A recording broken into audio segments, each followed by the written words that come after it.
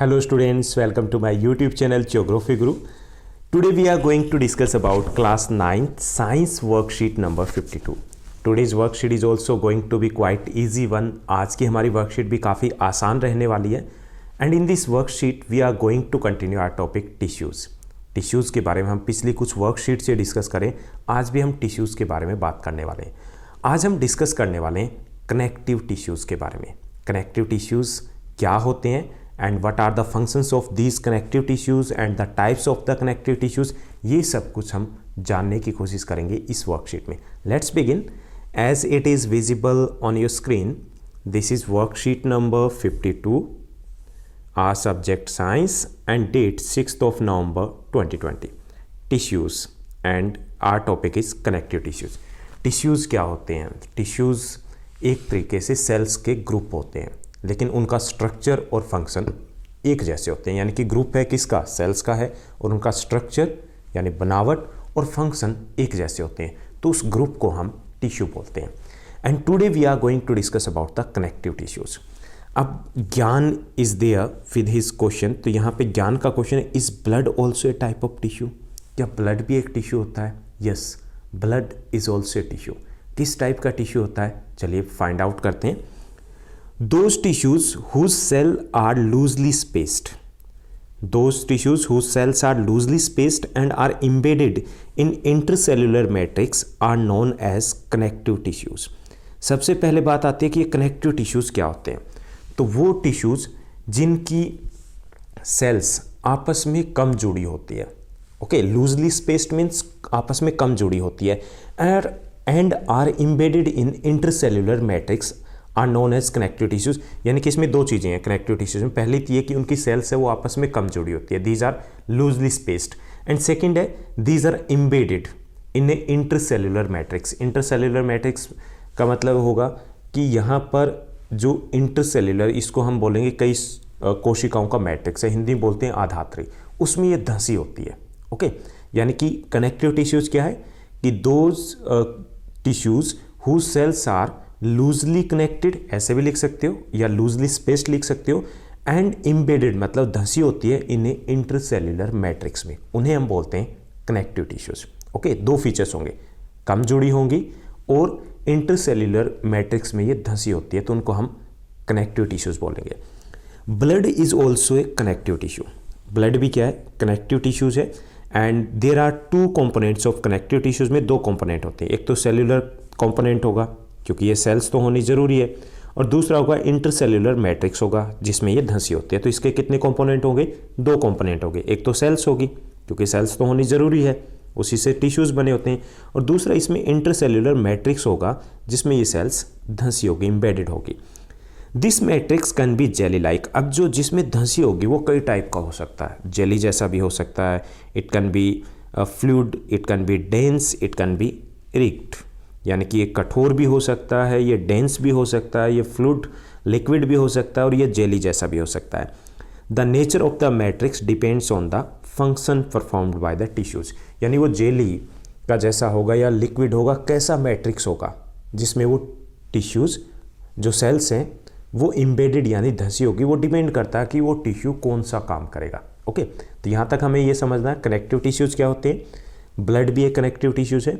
और दूसरी चीज़ हमने समझी कि उसके कितने कंपोनेंट्स होते हैं. कंपोनेंट्स होते हैं वो दो होते हैं, सेल्यूलर कंपोनेंट सेल्स होती है इसमें, और दूसरा होता है इंटरसेल्यूलर मैट्रिक्स, जिससे ये कनेक्टिव टिश्यूज़ बनते हैं.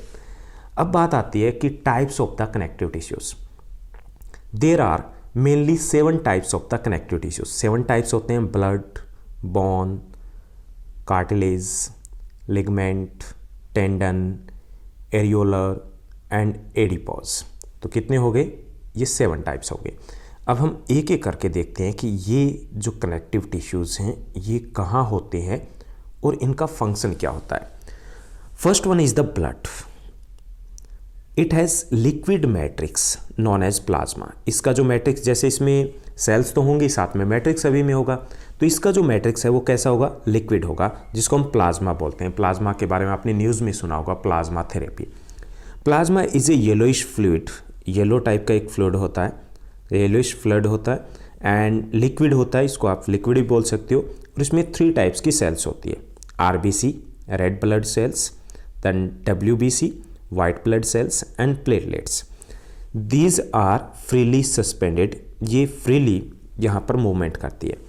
ये तो हो गया कि ब्लड क्या है, ये कनेक्टिव टिश्यू है, इसमें मैट्रिक्स होता है, वो लिक्विड होता है जिसको हम प्लाज्मा बोलते हैं और इसमें 3 टाइप्स की सेल होती है. अब बात आती है कि इसका फंक्शन क्या होता है. कि it flows and transport gases like O2, CO2 and digested food, hormones and excretory substances etc. from one part to another part of the body. यानी इसका मेन फंक्शन है to flow and transport the substances from one part to another part of the body. यानी कि एक part से दूसरे part में कई substances हैं, उनको ये ट्रांसपोर्ट करते हैं. ओके, तो ये था पहला हमारा ब्लड, जो क्या है, कनेक्टिव टिश्यू है. दूसरा कनेक्टिव टिश्यू है that is bone. Bone मतलब हड्डी.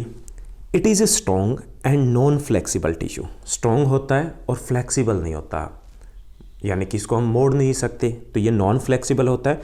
Bone cells are embedded in hard matrix that is composed of calcium and phosphorus compounds.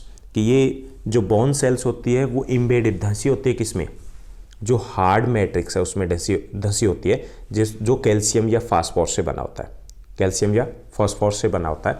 जैसे आपने सुना भी होगा कि कैल्शियम से हड्डियां मजबूत होती है, तो वही कैल्शियम है ये. It forms the skeleton. इसका फंक्शन क्या है, इट फॉर्म्स द स्केलेटन. हमारा शरीर जैसा दिखता है वो किसके कारण दिखता है, just because of this bone tissues. क्योंकि बोन है वो शेप देता है बॉडी को. किसी भी जानवर की बॉडी हो चाहे हमारी बॉडी हो, तो उसको शेप मिलती है स्केलेटन के कारण, हड्डियों के कारण, तभी तो वो ढांचा खड़ा रहता है. And that provides the framework. एक तरीके से फ्रेमवर्क देता है, शेप देता है and support to the body. It also anchors the muscles and supports the main organs of the body. इसके अलावा मसल्स और main organs of the body है उनको भी ये सपोर्ट करता है. तो यहाँ पे देखिए ये प्लाज्मा शो किया गया है, RBC और WBC शो किया गया है जो ब्लड टिश्यू में होते हैं, और यहाँ पर शो किया गया है bone cells and cross section. यहाँ पे ये बोन हमें दिखाई गई है. अब उसके बाद थर्ड जो कनेक्टिव टिश्यू है that is the cartilage. Cartilage यानी कि ये हड्डी के जैसा होता है, लेकिन this is not just a bone. Bone नहीं है, इसको उपास्थि बोलते हैं. हिंदी में उनको अस्थि, तो इनको उपास्थि बोलते हैं. It is solid matrix. ये सॉलिड होता है इसलिए हमने कहा कि ये बोन जैसा होता है.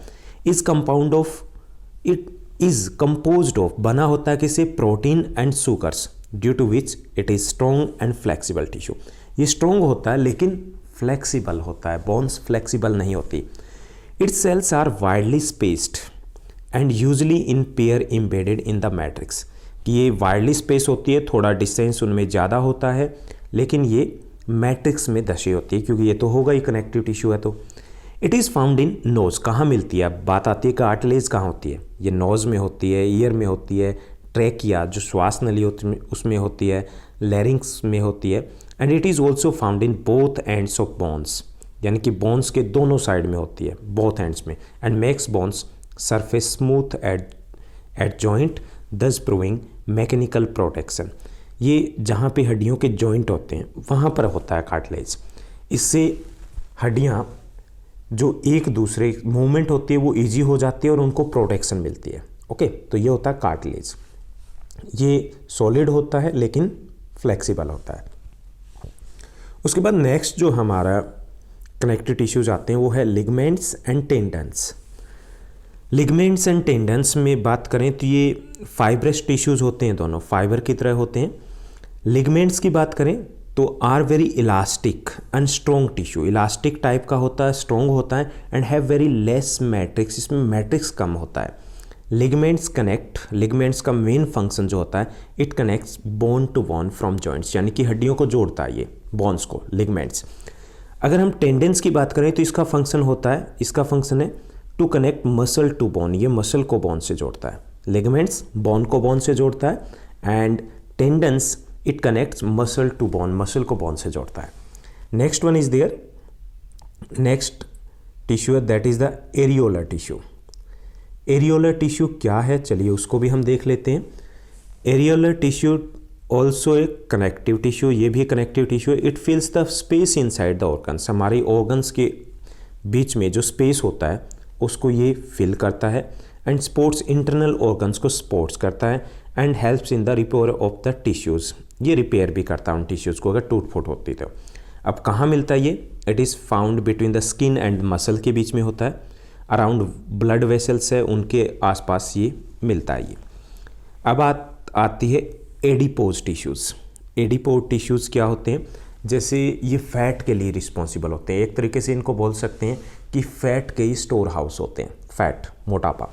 It stores fats in the body, ये बॉडी में फैट को स्टोर करते हैं। The cells of this tissues are filled with the fat, globules से भरी होती है ये cells, and it is found in the skin, below the skin and between internal organs, skin के नीचे या फिर जो इंटरनल ऑर्गन्स हैं उनके बीच में मिलती है।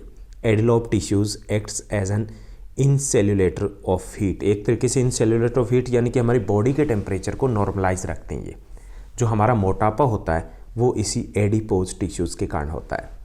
तो ये थे हमारे कनेक्टिव टिश्यूज़। हालांकि इजी है, छोटे छोटे हैं, but need to revise once again. एक बार दोबारा से इसको रीड कीजिएगा, पढ़िएगा, समझिएगा, बहुत आसानी से हो जाएंगे।